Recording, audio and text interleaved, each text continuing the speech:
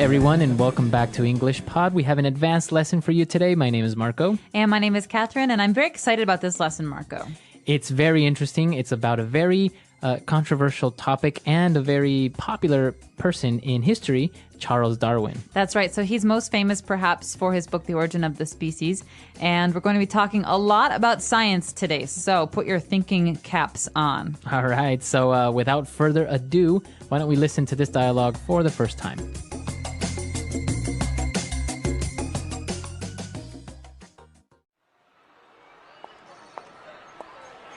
Man, it's been forever. What have you been up to lately? I've been busy preparing for my exams, not to mention all the term papers I've had to write. Same here. I'm up to my neck in work, but at least we've got summer holidays after finals. Where are you headed now? I'm going to my anthro class. We've been focusing on Darwin all term, since it's the 200th anniversary of his birth or whatever. I'm sick and tired of Darwin, Darwin, Darwin! What? Why? How can you not like Darwin? His work turned thousands of years of ideas about creation on their head. His theory of evolution revolutionized the fields of biology and anthropology. I don't like him. His theory of human evolution and natural selection is full of holes. It's not as solid as you make it out to be. Say that again and you'll make enemies with half of the academy, not to mention your professors. Furthermore, the explanation proposed by Darwin about the origin of the species and the process of natural selection constitutes a grand step towards a coherent understanding of the world and its very beginnings.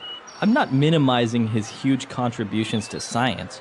It's just that his theory reminds me of the conundrum of the chicken and the egg. What are you talking about? Which came first, the chicken or the egg? This is a classic logical problem, and I think it applies to Darwin's theory. How did the very first living organism come to be? Interesting. I think that question is better suited for my philosophy class.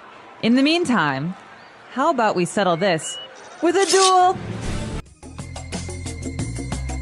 All right, interesting. They have very different views on Charles Darwin, right? They do, and they're both pretty nerdy people. This is a very nerdy university conversation that's happening between classes. Yeah, I think maybe they're like PhD candidates or something. Perhaps. All right, so before we get to talking about some of the ideas in today's dialogue, let's talk about some of the words and phrases that we hear to understand better what's going on. The first part we're going to talk about in today's language takeaway. Language takeaway. All right, on language takeaway today, let's take a look at the first word. And, well, one of the things that many people say is that Darwin revolutionized the fields of biology. And so he revolutionized these because he pushed them forward. He made many changes. He forced changes. So people had to change the way that they thought about these things. If you revolutionize something, a topic or an idea, you are creating new knowledge almost, right? Exactly. You can think of the word revolution, which is a thing. So you think of the Russian Revolution or the American Revolution. These are times of change. So to revolutionize is to bring about change. Very good. All right, so moving forward, they were talking about human evolution. Human evolution. What is that exactly? Good question. So you're not a monkey, I'm not a monkey, but we come from monkeys, right? So we evolved. Right. So the process is called human evolution. That means the process by which humans changed forms to become what we are today. Okay, so you evolve. Now, is it evolution? You usually think of something positive, right? Something evolves into something better. Is it always that way? No, we have another word for the negative, right? So the positive is to evolve, to become better. To get worse is to devolve. Okay. Yeah, to devolve, to go back and to kind of lose things that you had. Okay, interesting.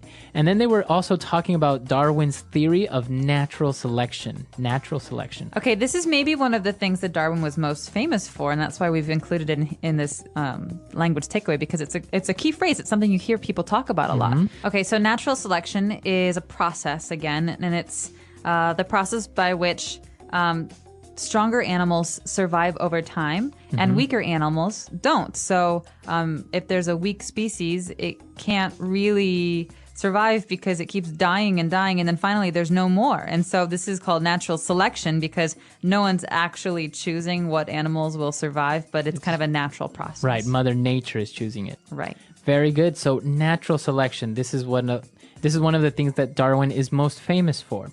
And, well, as Catherine mentioned, Darwin wrote the book Origin of the Species. Right. So origin means beginning. So the origin of mankind, right? So there are many different kinds of animals. You could even say there are many different kinds of like mammals, but there are many different species within that. So human beings, black bears, koalas, chimpanzees. These are all species. And so a species is a classification. So the origin of the species is kind of a way of telling the story of how all these things came about. All right. The origin of the species. And the last one, this word is kind of strange. He talked about the conundrum of the chicken and the egg. Okay, conundrum. I love this word. It's very funny sounding. Yeah, it conundrum. is. Conundrum. It means like a problem or a riddle or something that's hard to understand. All right. So in this case, it's the conundrum of the chicken and the egg, right? Which came first? How else can you use conundrum? You could say that maybe there's a situation that's very strange and hard to understand. This is quite a conundrum. This is quite a conundrum we have. Yes. So it sounds very fancy, very well educated. it does. All right. So interesting words on language takeaway. Why don't we move on now to 4 phrases on Fluency Builder? Fluency Builder. All right. On Fluency Builder today, we have 4 phrases, as we said. So what's the first one?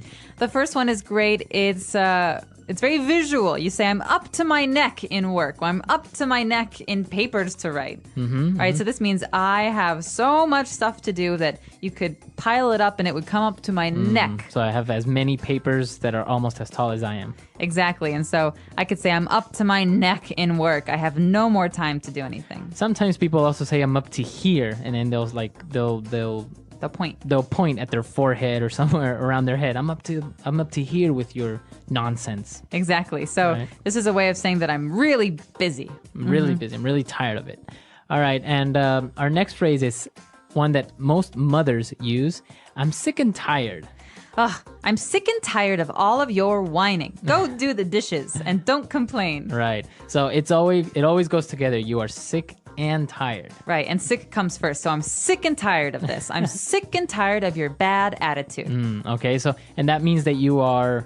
I'm just tired of it. I don't want you to have a bad attitude anymore. Or I'm just, I'm really done. Annoyed by it. I'm annoyed. Okay, sick and tired. And then we saw a phrase that was a little bit separated. He said, the sentence went like this. His work turned thousands of years of ideas about creation on their head. So to turn something on its head. Like you said, Marco, it's split into 2 parts. So he turned the field of computer science on its head. So to turn on its head means to completely reverse something, to turn it around. You think 180 degrees. Okay. And so if biology used to be one way, then Darwin made it completely different. So we can say that Isaac Newton completely turned physics on its head with his theory or his findings on gravity. And then years and years later, we had Albert Einstein who turned those theories, or who turned that theory on its head with his own ideas about physics. Very good. So to turn something on its head, to completely change the course of or prove something to be maybe wrong. And the last phrase that we have is the person argued that Darwin's theories were full of holes. Okay, so to say a theory is full of holes is a little bit different than saying that his pants are full of holes, because when you say something is full of holes, maybe they actually have holes. But a theory it's an idea, so it can't have holes. What you're saying is that it's not completely sound. It's not without some problems. And so maybe you're saying that, the cookies are gone out of the kitchen, Marco, and I saw you in the kitchen, so clearly you ate the cookies. Right, so I can say that's full of holes because it was me and it was 3 other people who were in the kitchen, so you can't blame me. It could have been 2 of the other 2 people. Right. So if something is full of holes, it's that it has maybe mistakes or it's still missing complete evidence to prove it right. Or it has bad logic. Bad logic. All right. Interesting. So we've taken a look at a lot of words and different phrases here. Let's listen to this argument one last time.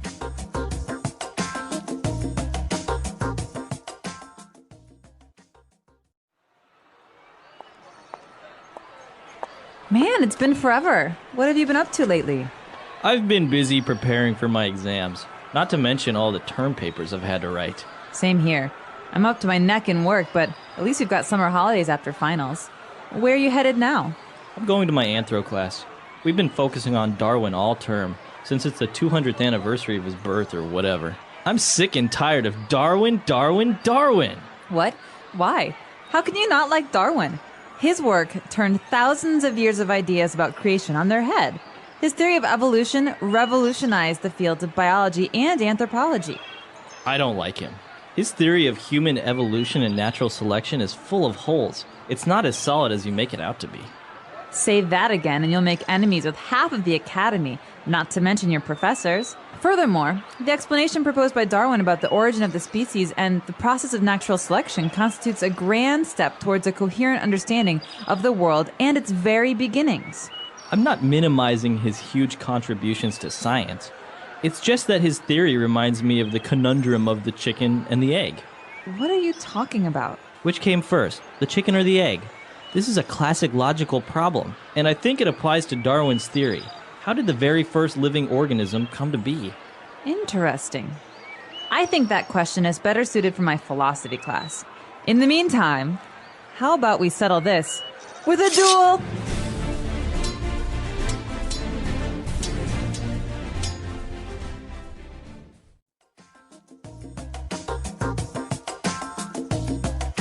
All right, we're back. So interesting, this Darwin's theories and his explanations for the origin of species and life as we know it. But there is the opposite to this, right? There is a certain thing called creationism. There is, and this is a big source of controversy, especially in the United States, because in some places, people want to teach creationism as well as evolution in schools. And so this is the big question. Are they still equal as theories, or is one theory more proven than the other? Right. And it is kind of hard to determine which one is better because one is based on faith. The other one is based more on scientific evidence, right? So they're not really even on the same scale. As we learned before, that's kind of like apples and oranges, right? It is, and there are some people who would say that we have lots of ways of quote unquote proving what happened in the past, but as long as we weren't there, we never really do know. Right. And there's always changes in science, so how can we be sure that what we know now isn't false, isn't misunderstandings? Right. I think for now, this is the best explanation, but that doesn't mean that it's the correct one. Maybe in 100 years from now, we'll have another explanation that's much better or maybe complementary to this one. Well, we want to know what you guys think. Come to our website, englishpod.com. We really want to hear your opinions. What do you think about this topic? It is a little bit controversial, so we really look forward to your comments and any other questions you may have. Yep, and just a reference, creationism is the idea that God created the world or a superior being created the world and that everything came from that. And so let us know what you think. I am very curious too. And that's about it for today. All right. So, we'll see you guys there. Bye-bye. Bye.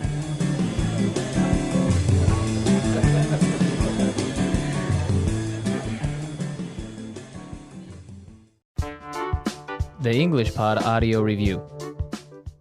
Listen to the meaning, then say the vocabulary word. Bored or annoyed. Sick and tired. In a state of disagreement. At odds with. Logical and consistent. Coherent. To make something as small as possible. Minimize. Including many faults. Full of holes. A school that provides training in special subjects. Academy. A process by which the best creatures survive. Natural selection. A confusing or difficult problem. Conundrum. Let's try that faster. To make something as small as possible. Minimize. Bored or annoyed. Sick and tired. Logical and consistent. Coherent. A process by which the best creatures survive. Natural selection. In a state of disagreement. At odds with. A confusing or difficult problem. Conundrum. including many faults. Full of holes. A school that provides training in special subjects. Academy. Now say the word and hear it in a sentence. Sick and tired.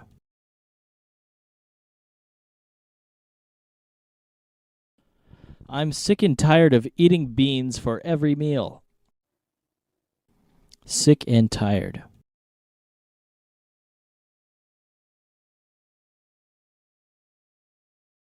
After 30 years of marriage, she became sick and tired of waiting on him hand and foot.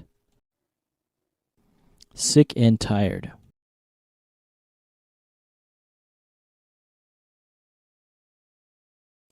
We are sick and tired of corruption. We demand change now. At odds with.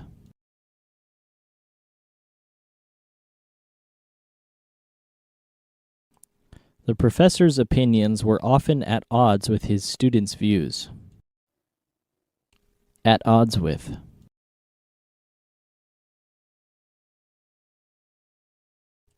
The president was often at odds with Congress.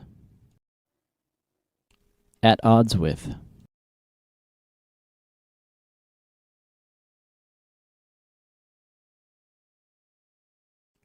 Instead of being continually at odds with each other, the competitors agreed to cooperate. Coherent.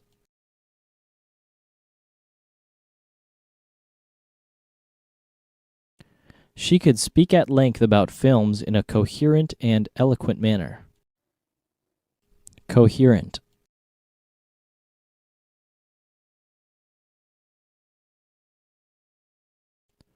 The dazed man could not deliver a coherent response to his rescuers. Coherent.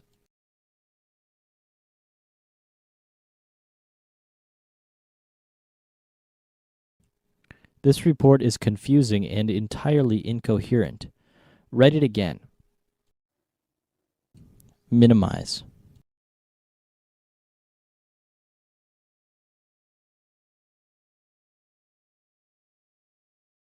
I don't want to minimize your contributions to this company, but you must admit that idea was not yours. Minimize.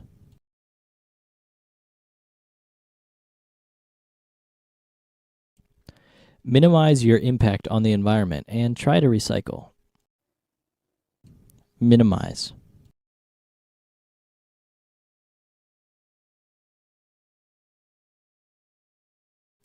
During the interview, she minimized her weaknesses and emphasized her strengths. Full of holes.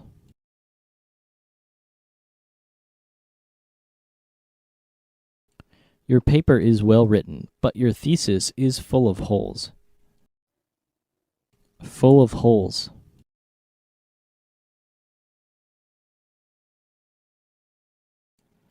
We need to buy a new bucket. This one is full of holes. Full of holes.